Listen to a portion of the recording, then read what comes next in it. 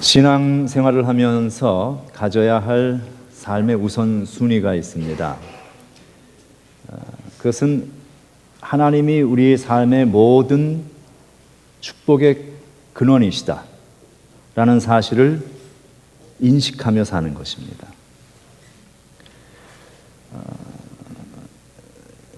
신적인 근원, 내 삶이 어디서 왔는가? 신적인 근원을 생각하며 사는 사람들이 인생의 바른 길을 걸어갈 수 있습니다. 우리 육신의 생명의 출발도 하나님이요, 영적 생명, 신앙의 출발도 하나님이시죠. 그래서 기독교 신앙을 신학적인 용어로 계시의 종교다, 그렇게 이야기를 합니다. 계시의 신앙이다. 그것은 우리의 신앙의 출발이 사람이 아니라 하나님으로부터 비롯되었다는 것이죠. 그 사람이 만들어낸 man-made religion, 인간이 고안해낸 어떤 장치가 아니라 우리가 믿는 신앙이라는 것이 창조주 하나님, 세상 온 만물을 만드신 그 창조주 하나님께서 하나님이 인간에게 보여주실 수 있는 신적인 진리를, 그 섭리를 우리에게 보여주신 사건, 그것을 계시다, revelation이다, 그렇게 이야기를 합니다. 계시라는 그 말의 뜻은 감추어진 것이 이렇게 드러나 보여지는 것, 나타나 보여지는 것을 말하는 것이죠. 골로새서 1장 26절 말씀에는 이런 말씀이 있습니다. 이 비밀은, 비밀이죠. 비밀은 모르는 것이죠. 누가 무엇인지. 이 비밀은 만세와 만대로부터 감추어졌던 것인데 이제는 그의 성도들에게 나타났다. 그 비밀이 나타났다. 이 비밀은 너희 안에 계신 그리스도다. 이렇게 말씀을 합니다. 그래서 하나님께서 보여주시는 구원의 길, 인간으로서는 그 스스로 찾아갈 수 없는 그 진리의 길을 그리스도를 통해서 보여주신 사건이 계시의 사건이다, 이렇게 되는 것이죠. 지난 주일에 우리는 예수님의 세례를 통하여서 나타난 계시의 사건을 보았습니다. 하늘이 열렸죠. 하늘이 쫙 열리면서 그 세례를 받으시던 그 예수님이 누구신가 하는 것이 드러났던 사건, 그게 예수 그리스도의 세례의 의미였다 그랬습니다. 오늘 우리는 세례 요한의 입을 통하여서 다시 한번 그 사실을 확인하게 됩니다. 1장 31절 말씀해 보면 내가 와서 물로 세례를 베푸는 것은 그리스도를 말하는 것이죠. 그리스도를 이스라엘에 나타내려 함이라.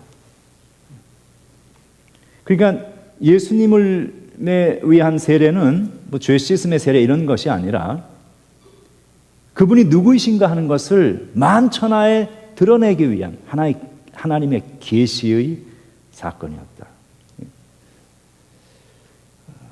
그리스도의 정체성을 드러낸 사건이었다는 것이죠. 예수 믿고 기독교 신앙을 가지는 일은 그리스도를 통해서 나타난 계시에 의해서만 가능합니다. 하나님이 계신다 하는 하나님의 존재에 대한 인식과 믿음, 하나님이 행하시는 일들이 있는데 지금도 하나님께서 우리 가운데 함께하고 계시고 지금도 일하고 계시죠. 그러나 이것은 일반 사람들의 눈과 일반 사람들의 귀를 통해서는 인식되어질 수 없는 감추어져 있는 사건입니다. 그러니 하나님의 존재라든지 하나님께서 일하신다 하는 그런 문제에 대해서 인간이 믿고 이해할 수 있는 것은 이것은 인간의 어떤 뛰어난 두뇌의 능력이라든지 해박한 지식에서 비롯되는 일이 아니라 우리가 하나님이 계시는구나, 하나님이 지금 이렇게 나의 삶 속에 우리 가운데 일하고 계시는구나 하는 것을 알 수 있는 것은 오직 하나님의 은혜로만 가능하다 하는 것입니다. 그래서 세례 요한도 이렇게 고백을 하죠. 나도 그를 알지 못했다, 이렇게 고백을 합니다. 그 뛰어난 세례 요한이라도 하나님께서 알려주시기 전에는 알 수가 없는 것입니다. 나도 그를 알지 못하였으나 나를 보내어 물로 세례를 베풀라 하신 그이가 누굽니까? 하나님이죠. 나에게 말씀하셨다. 하나님의 말씀입니다. 그 다음에 성령이 내리셨다. 성령이 내려서 누구 위에든지 머무는 것을 보거든 그가 곧 성령으로 세례를 베푸시는 이 메시아란 얘기죠. 그인 줄 알라 하셨기에 내가 보고 그가 하나님의 아들인 줄 증언하였다. 이렇게 이야기를 합니다. 그러니까 이 세례 요한이 예수가 하나님의 아들이시구나라는 사실을 믿고 인식하게 된 경위가 나오고 있죠. 하나님, 그 다음에 하나님의 말씀, 그 다음에 성령입니다.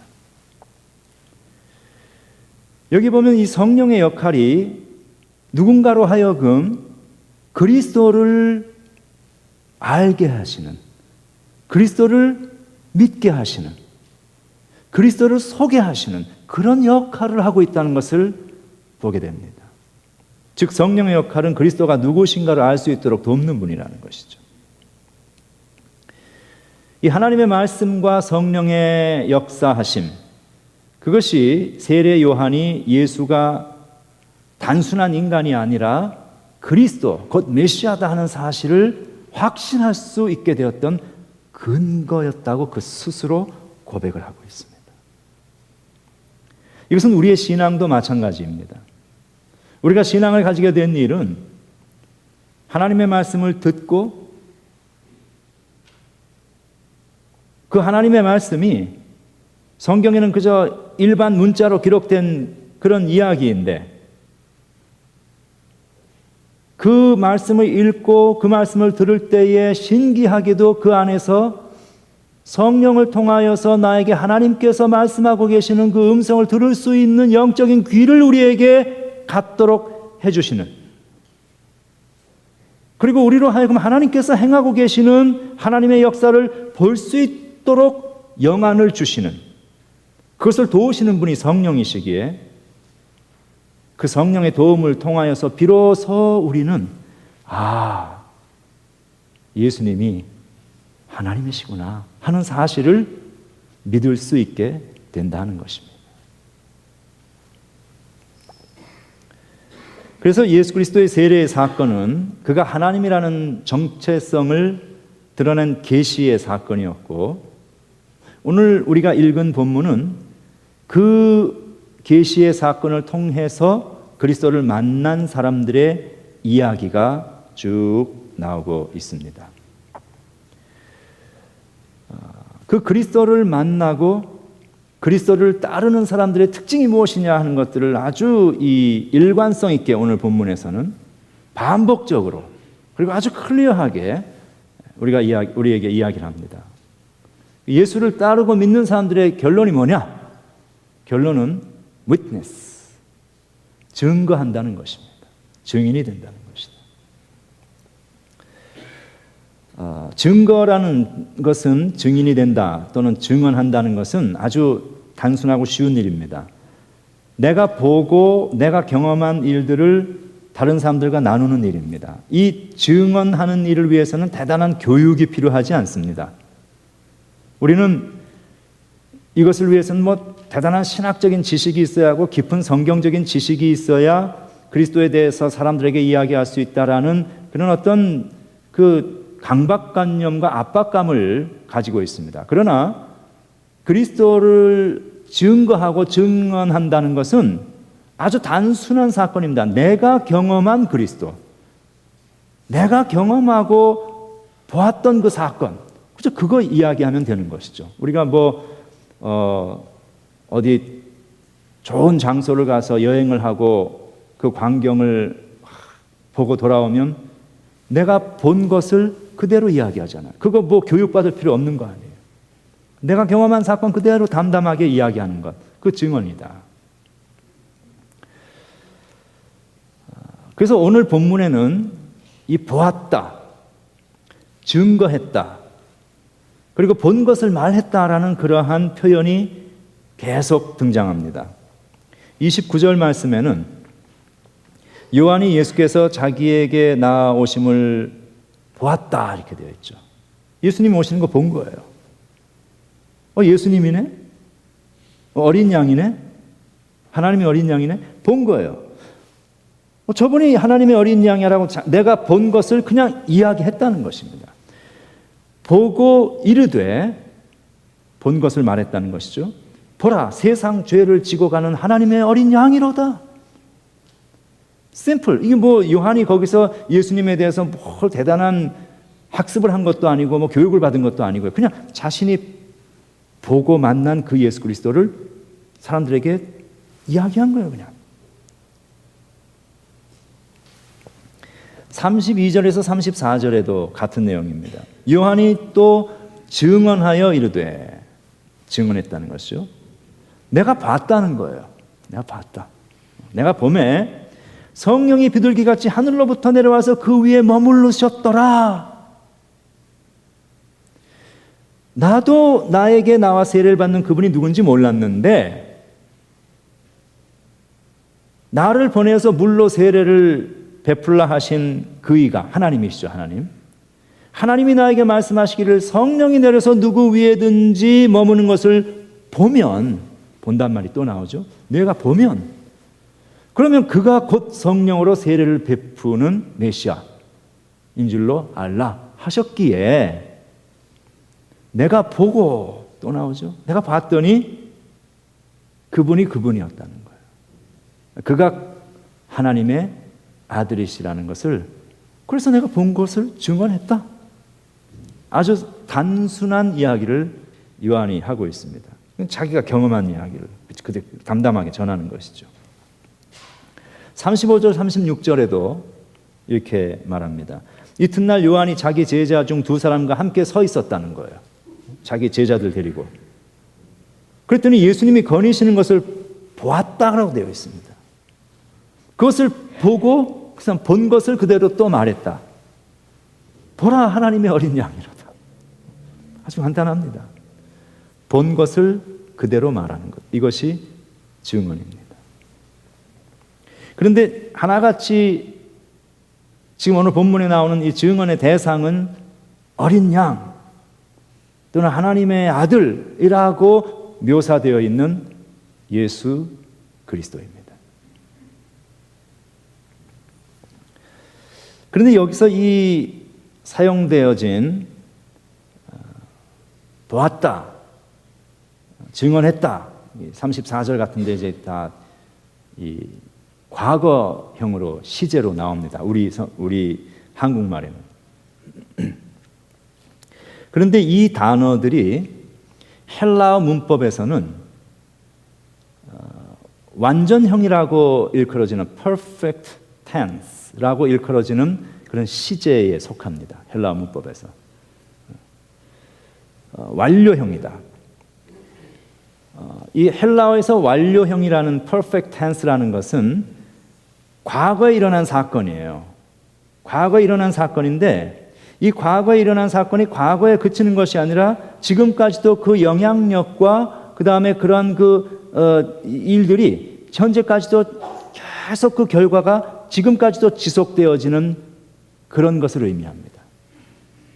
그러니까 과거에 한번 일어나고 끝난 사건이 아니고 과거에 일어났는데 그 과거의 사건이 지금도 지속되고 있다는 거예요. 계속 지속되는 것. 이게 완료형에 사용되어지는. 근데 보았다, 증거했다라는 것이 바로 그러한 형식의 단어로 기술이 되고 있다는 것이죠. 그러니까 보고 증거했다 하는 이것은 과거에 요한이 한번 하고 말았던 사건이 아니라 왜요? 지금도 계속되는 일이라는 것입니다. 지금도 계속되는 일. 그래서 이 보고 본 것을 증거하는 일, 그것이 그리스도를 따르는 사람들의 공통적인 특징이다 하는 것을 오늘 본문은 보여주고 있습니다. 오늘 본문에 나타나는 모든 사람들이 똑같은 일을 하고 있습니다. 자신이 보았고 본 것을 누구에게 가서 말을 합니다. 오늘 우리가 요한복음 1장 29절서부터 읽었습니다만 그 위로 올라가서 앞에 요한복음의 앞부분을 보면 1장 7절에 세례 요한이 누구인가 하는 것을 소개하는 내용이 나옵니다. 거기 보면 이 세례 요한은 빛을 증거하러 온 사람이다 이렇게 말을 합니다. 참 빛, 곧 세상에 와서 비치는 빛이 있었는데 사람들이 그를 알지 못하였다 이렇게 얘기하죠. 그렇기 때문에 세례 요한이 와서 그 빛이 누구이신가 하는 것을 증거하기 위해서 왔다 이렇게 되어 있습니다. 그리고 그가 말하는 그 증언을 듣고 예수를 따르는 사람들이 생기기 시작했다는 것이죠. 요한복음을 보면 이 12제자가 예수님을 처음 만나게 된 경위가 나오는데 12제자라면 누굽니까? 신약의 주인공들이죠. 가장 중요한 인물들, 그리고 교회의 기초를 놓은 사람들. 근데 그들이 예수님을 만나게 된 그들 가운데서 가장 첫 번째 처음으로 예수님을 만나게 된 경위가 어디에서 시작되었는가 하면 바로 이 세례 요한 때문에 그 일이 일어났다는 거예요.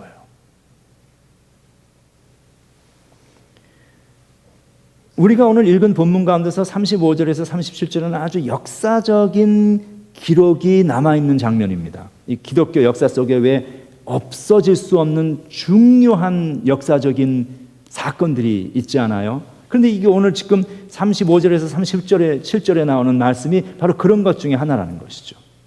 12제자 중에서 예수님을 가장 처음으로 따른 두 사람을 소개하고 있습니다. 한 사람은 안드레라는 이름이 나타나고 있고 한 사람은 그 이름이 나타나지 않고 있습니다. 누구인지 그저 이 본문만 보아서는 잘 알기가 어렵지만 성경에 이것저것을 찾아서 이렇게 추론을 해보면 그것이 이 요한복음의 저자인 사도 요한이었다는 사실을 우리가 알게 됩니다. 어쨌든 가장 처음으로 12제자 가운데 가장 처음으로 예수님을 만나고 예수님의 첫 번째 제자가 되었던 이 두 사람이 누구냐 하는 것이 오늘 이 본문 속에 기술이 되고 있는 거예요. 이건 굉장한 사건입니다. 예수님의 가장 첫 번째 제자. 어떻게 해서 그 12제자가 예수님을 따르게 되었는가 하는 그 사건이 나오는데 그들이 예수님을 따르기 시작했던 그 일이 바로 세례 요한이 자기가 본 것을 그 두 제자에게 이야기해 줌으로써 그 일이 되었다는 것입니다.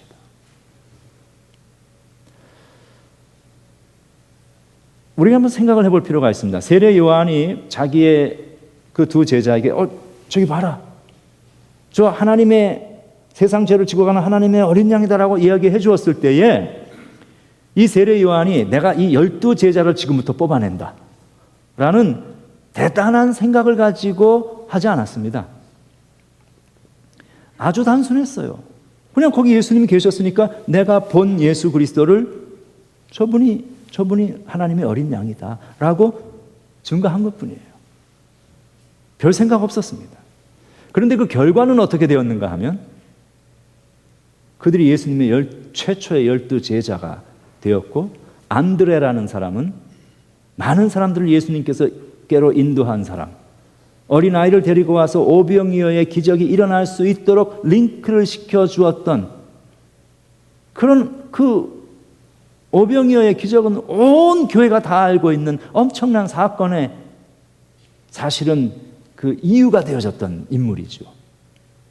그리고 이 안드레가 있어서 뒤에 누구를 또 예수님께로 이끌어서 데리고 오는가 하면 베드로라는 사람을 데리고 자기 형제입니다. 베드로 우리가 알다시피 초대교회 역사의 기초를 놓은 사람. 그가 했던 수많은 엄청난 역사와 일들. 그 안드레와 함께 처음으로 예수님의 제자가 되었던 사도 요한도 마찬가지죠. 그 사람이 있어서 요한복음이라는 이 소중한 하나님의 말씀을 남겨주었잖아요. 그런데 세례 요한이 이 두 사람, 자기 제자예요. 그냥 별 볼 일 없는 제자. 그들에게 그 예수님이 누구신가 하는 것을 아주 심플하게 자기가 본 바를 이야기한 그 결과가 그토록 엄청난 역사 속의 사건이 되리라는 것을 그 자신은 전혀 모르고 있었습니다. 그러므로 여러분, 우리는 이러한 것을 보며 생각할 필요가 있습니다. 내가 누구에겐가 하나님의 사랑을 전하는 일, 어떤 형태가 되었든지, 내가 경험한 하나님의 사랑을 그냥 단순히 나누고, 내가 경험한 하나님의 은혜를 사람들에게 이야기하는 그 일을 통해서, 나는 별것 아니죠. 그건 뭐 내가 경험한 그 일들 그냥 이야기하는 것뿐입니다. 그렇지만 그 이야기를 듣고 누군가가 주님을 만나서 그 사람이 어떠한 사람이 될지, 하나님께서 그 사람을 통하여 어떻게 역사하실지 우리는 알 수 없다는 거예요. 그렇기 때문에 성경은 때를 얻든지 못 얻든지 기회가 되는 대로 말씀을 전하고 하나님의 사랑을 나누라고 이야기하고 있습니다.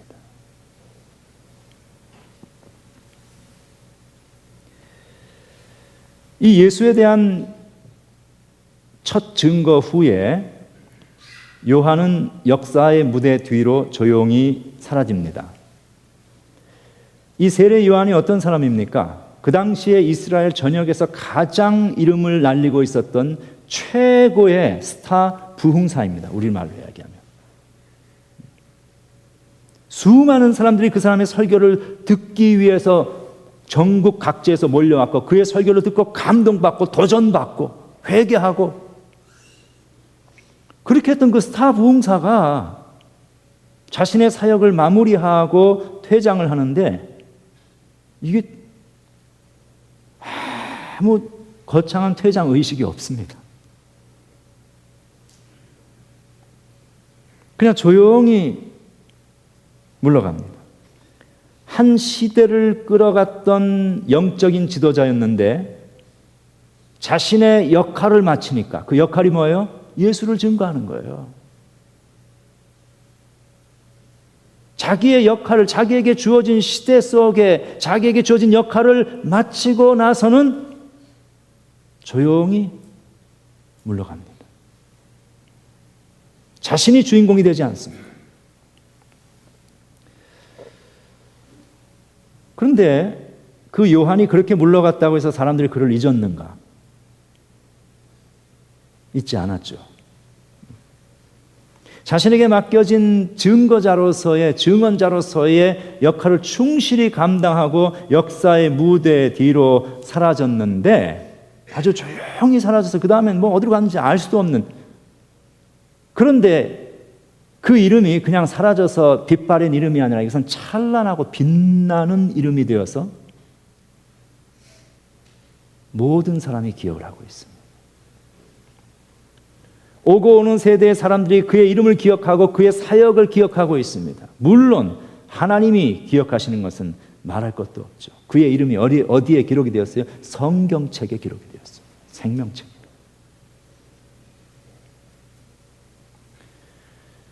우리는 한번 생각을 해볼 필요가 있습니다. 우리도 하나님께서 우리에게 맡겨주신 많은 사명과 사역들이 있죠. 그 사명과 사역을 감당한 후에 하나님이 나를, 그리고 사람들이 나를 어떻게 기억할 것인가? 어떤 사람으로 나를 기억할 것인가?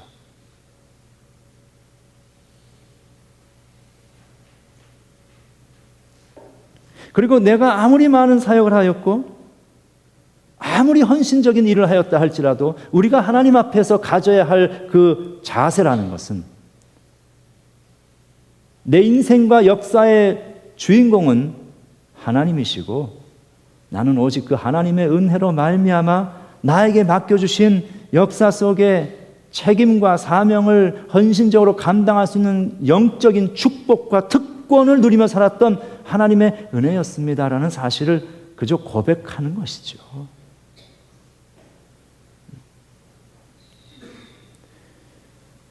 오늘 본문은 세례 요한이 그 무대 뒤로 사라진 이후에도 그 증거의 역할이 지속되고 있는 것을 보여줍니다. 세례 요한은 사라졌지만 그 증언하는, 보고 들은 것을 증언하는 일은 그 후배들에 의해서 계속, 아까 얘기했죠, 과거의 사건이 아니라 지속되어지는, 현재까지도 지속되어지는 사건이다. 그래서 그 그리스도를 증거하는 일은 오늘도 계속되어지고 있는 바로 우리들의 사역이고 우리들의 이야기입니다. 세례 요한이 자신의 두 제자들에게 그리스도를 증거하고 무대 뒤로 사라집니다. 무대 조명이 세례 요한이라는 주인공에게 쫙 비춰지다가 세례 요한이 사라지면서 그 조명이 다른 사람들에게도 비치기 시작합니다. 그것이 세례 요한이 자기가 본 것을 증거했던 그 두 제자입니다. 그리고 그 두 제자의 행동이 나오기 시작하는데 그 행동이 기술되어 있는데 예수를 따랐다라고 되어 있습니다. 그들이 예수를 따랐다. 37절에 보면 두 제자가 그의 말을 듣고 예수를 따랐다 이렇게 되어 있어요. 그런데 이 요한복음에 사용되어진 이 아콜루테오라는 이 따르다라는 이 말, to follow, 따르다라는 이 동사는 두 개의 복합적인 의미를 가지고 있습니다. 그것은 두 개의 정의, 단어의 정의를 두 개를 가지고 있다는 것이 아니고 하나는 문자적인 의미를 가지고 있고 또 하나는 심볼릭한, 상징적인 의미를 가지고 있는 두 레벨의 의미를 가지고 있다는 거예요. 요한복음에서는 이 단어를 의도적으로 그렇게 사용을 하고 있다는 것입니다. 그래서 하나의 의미는 말 그대로 따른다. 그건 뭐 말 그대로 따라간다는 것이죠. 피지컬리 그들이 예수님을 따라갔잖아요. 이렇게 걸어서 따라갔습니다. 그런데 그 말이 가지고 있는 또 하나의 상징적 의미가 있는데 그것은 뭐냐면 discipleship입니다. 제자도입니다. To follow means to be a disciple. 그래서 예수를 따랐다. 그들이 예수를 따랐다라고 되는데 그 따랐다는 말은 그냥 걸어서 따라갔다라는 그 정도의 말이 아니라 물론 뭐 그렇게 했죠. 실제로는. 그런데 그 안에 깊은 의미 속에는 그들이 예수의 제자가 되었다라는 것을 표현하고 있는 은유적인 표현이라는 것입니다. 이렇게 문자적인 의미와 상징적 의미를 동시에 함께 수반해서 투 레이어가 같이 가고 있는 그러한 표현들과 내용들이 이 요한복음에는 자주 등장을 합니다. 의도적인 장치입니다. 오늘 우리가 읽은 본문 38절과 39절에 보면은 예수님과 제자들의 대화가 나옵니다. 그런데 그 대화에도 바로 그런 양상이 나타나고 있습니다. 아주 일상적인 대화예요. 겉으로 그냥 이렇게 읽으면 뭐 이런 걸 왜 성경에 써놨을까 싶을 만큼 아주 일상적인 대화. 그런데 그것이 그냥 단순한 일상의 대화가 아니라 일상의 대화 속에 깊은 영적 의미가 함께 깔려있는 그런 그 복합적 장치라는 것입니다. 이렇게 되어 있어요. 예수께서 돌이켜 그 따르는 것을 보시고 물어 이르시되 무엇을 구하느냐? 그들이 이르되 랍비여 어디 계시오니까 하니 예수께서 이르시되 와서 보라.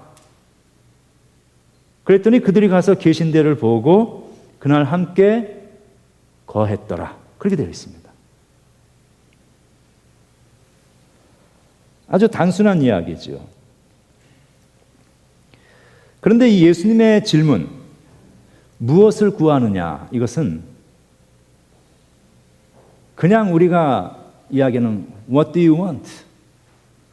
그런 정도 수준의 질문이 아닙니다.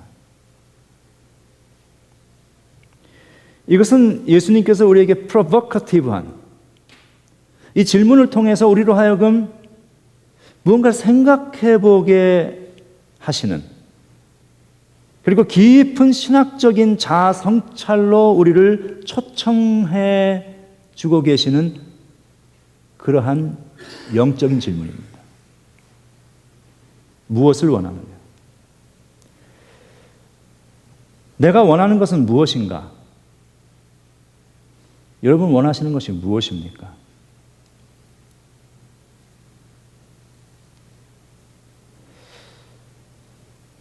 나는 참으로 내가 원하는 것이 무엇인지를 알고 있는가?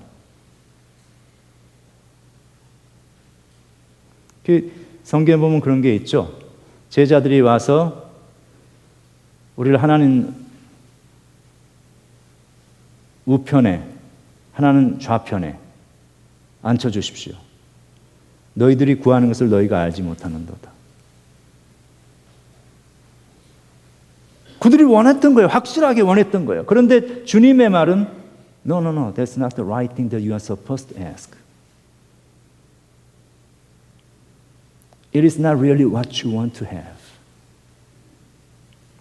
산 위에 올라갔더니 예수님께서 변형되어서 아주 신비하고 찬란한 모습으로 나타나신 모습을 그 황홀경, 그걸 경험하면서 Lord, we want to stay here forever. Let's build houses. 하나는 엘리야를, 하나는 모세를, 하나는 주님을 위하여서. 그들이 자기 스스로 무슨 말을 하는지 몰랐다고 성경이 되어 있습니다. 이게 우리입니다. 나는 내가 무엇을 원하는지를 참으로 알고 있는가? 우리가 원하는 게 많죠. 인생을 살면서 그런 것을 느낍니다. 삶을 어떻게 사는 것이 과연 제대로 사는 것인가?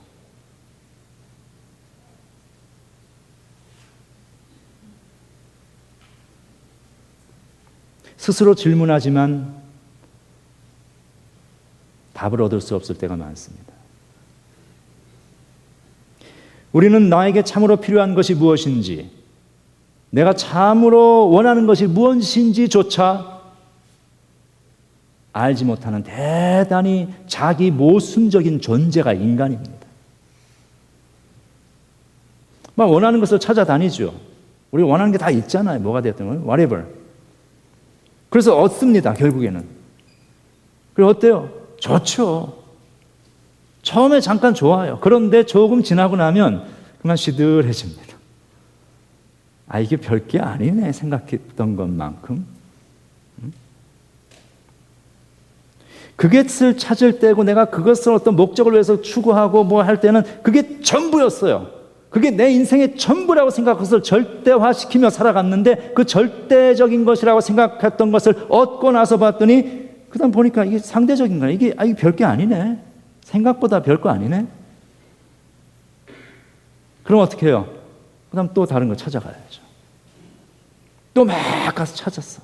좋아. 좀 지나니까 또 시들해져. 어떻게 해? 또 찾아가. 또 막 얻었어. 또 시들해져. 이게 우리 인생입니다.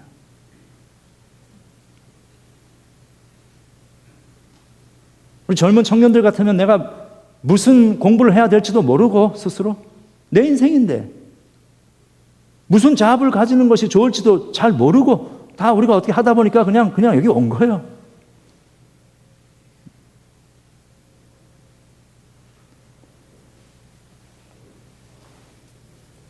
뭐 큰 얘기 안 해도 음식점 가가지고 뭘 먹어야 될지도 몰라가지고 계속 메뉴판 뒤지고 있는 것이 우리들 아닙니까? 그래놓고 잘 골랐다고 생각했는데 나중에 보니까 이거 아니네.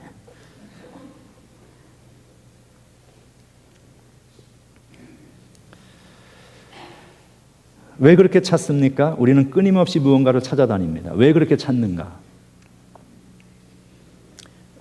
내가 참으로 원하는 것이 무엇인지를 모르기 때문입니다.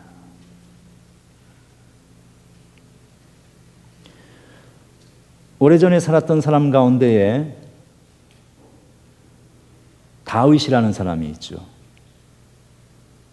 이 사람은 인생의 많은 굴곡을 거친 사람이었습니다. 훗날은 뭐 왕도 되고 다 했지만 그 사람이 쓴 시 가운데 이런 시가 하나 있습니다. 여호와는 나의 목자시니 내가 부족함이 없으리로다. The Lord is my shepherd. I shall not want.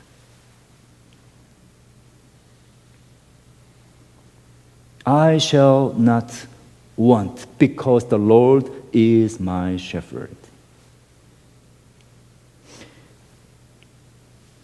하나님을 만나고 났더니 하나님이 나와 함께 계시니까 아니 내가 필요로 하는 게 원하는 게 없다는 거예요. 다 있는 거야. 하나님이 나의 모든 것이 되어 주시니까 그 다음 전에는 내가 이것도 필요하고 저것도 필요하고 이게 쫓아다녔던 그 모든 것들이 보니까 하나님이라는 절대적인 축복 앞에서 이게 내가 원했던 걸 보니까 이게 뭐가 아무것도 아니네. 그런 이야기예요. 다윗의 고백. 이 고백이 얼마나 모든 사람들에게 진리이고 공감을 주는 고백인지 이 시편 23편을 모든 사람들이 사랑합니다. 맞아.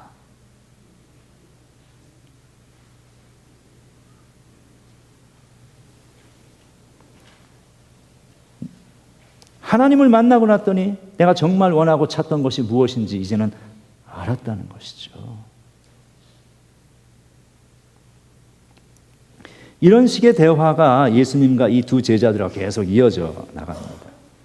제자들이 질문하죠. 선생님 어디 계십니까? 어디 사세요? 그런 얘기예요. 우리 어디 사세요 하는 거 잘 묻잖아요.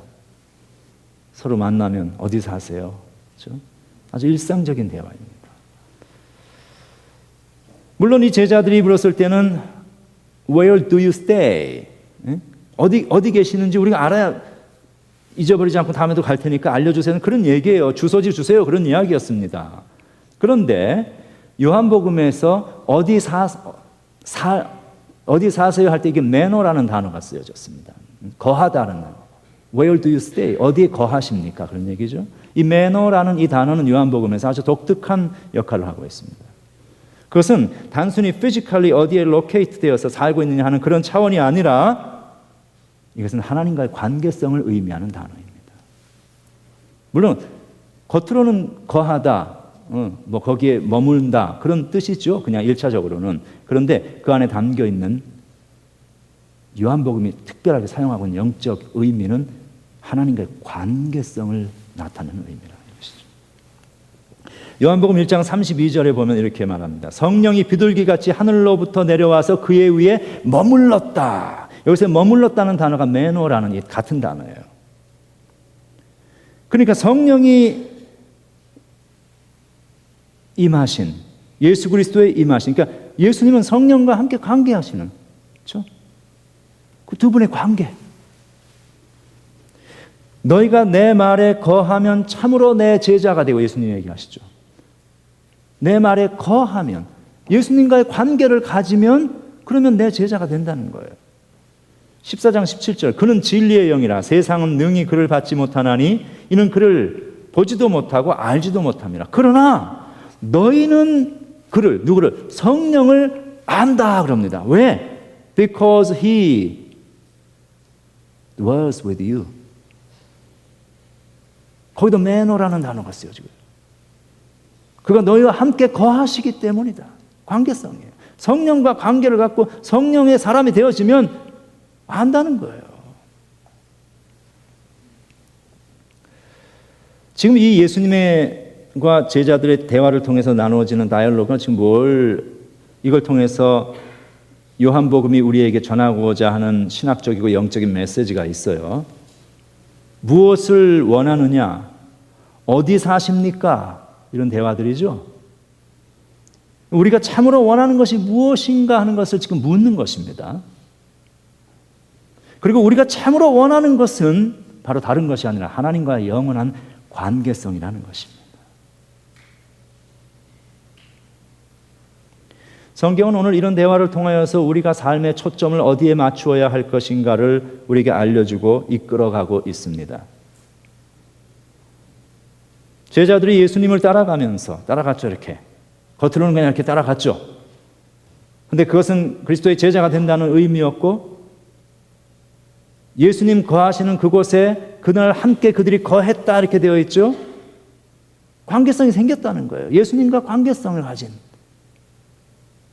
그렇게 됐더니 그들이 예수님을 따라가면서 삶의 진리를 발견하게 되고, 자신도 모르는 사이에 점점 그들의 삶이 빚어지고 변화되고 트랜스폼되고 새롭게 되어서 하나님의 사람들로 변해 갔던 것처럼, 오늘 우리도 그 주님을 따르는 사람들이 되어야 합니다.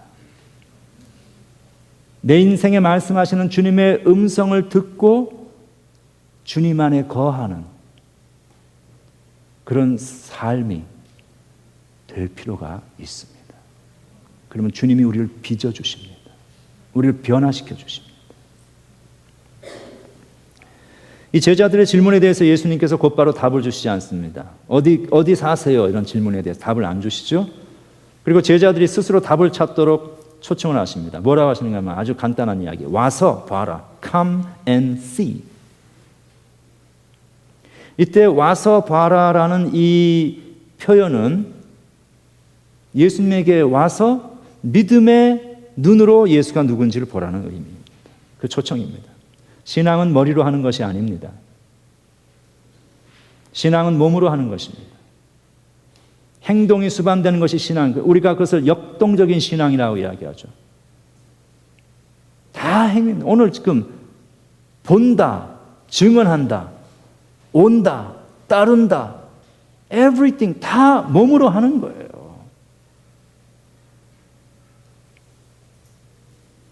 무엇이든지 몸으로 해봐야 그 본질을 알 수가 있죠. 음식도 먹어봐야 이게 무슨 맛인지 알 수 있는 것이고, 경치도 좋은데 가서 실제로 봐야 이야 좋구나. 이걸 어떻게 말로 표현하고 그 사진 가지고 안 되죠. 다르죠. 처참하게 사는 사람들의 모습 현장에, 선교 현장 가봐야 마음이 하트가 생기는 거예요. 하나님이 그들을 향해서 가지고 계시는 긍휼의 그 마음이 생기는 거예요. 어떻게? 몸으로 해야. 그 예수님께서 오라고 초청하시잖아요.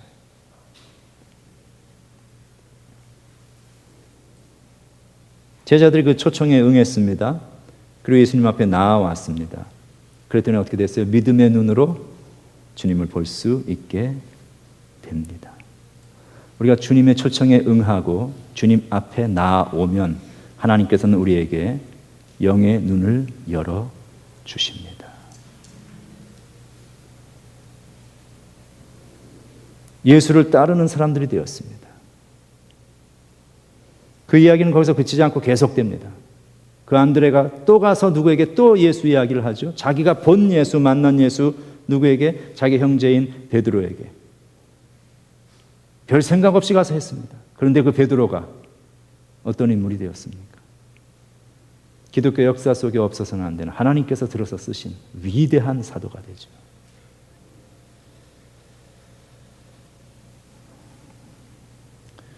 오늘 주님께서는 우리를 초청하고 계십니다. 주님을 따를 때에, 그리고 주님 앞에 나아와서 주님과 함께 거할 때에 주께서는 우리의 눈을 열어주시고 볼 수 있는 영안을 주시고, 그래서 우리로 하여금 담대히 입을 벌려서 우리가 경험한, 우리가 본 바를 증언하는 그리스도의 제자로 우리를 살게 하십니다. 우리를 통하여서 누군가 베드로가 생겨나고 누군가 안드레가 생겨나고 하나님의 영광의 역사가 드러날 수 있는 축복의 통로가 되시길 주의 이름으로 축원합니다. 기도하겠습니다. 하나님 감사합니다. 우리 이 땅에 살게 하셔서 감사합니다. 혼자 살지 않고 더불어 살게 하셔서 감사합니다. 주님의 은혜 경험하게 하시고 보게 하심 감사합니다. 볼 수 있는 눈 주셔서 감사합니다. 내가 본 바 증언하고 하나님의 사랑 나누게 하여 주시옵소서. 예수님 이름으로 기도합니다. 아멘.